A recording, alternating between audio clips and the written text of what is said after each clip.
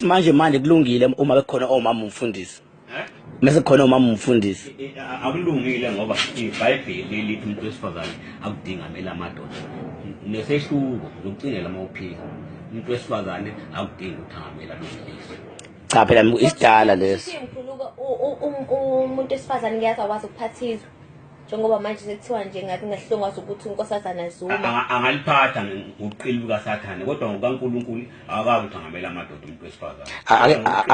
Ake ngibuye ngize la mkhulu yini engavimba ukuthi umuntu wesifazane ame epulpitini laphana ashumayeza abantu. Kuthiwa umuntu wesifazane uhlale egula maye egula umuntu wesifazane wehlisa amandla amadoda. Egula kanjani? Egula ngekhanda. Cha, esikhathini.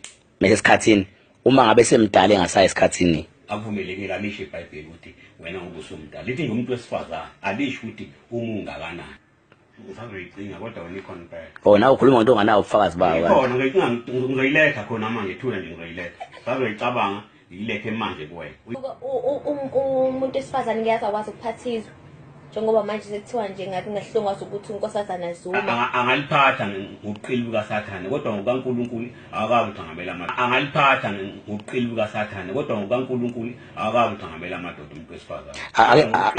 Ake ngibuye ngize la mkhulu yini engavimba ukuthi umuntu wesifazane ame epulpitini laphana ashumayeza abantu.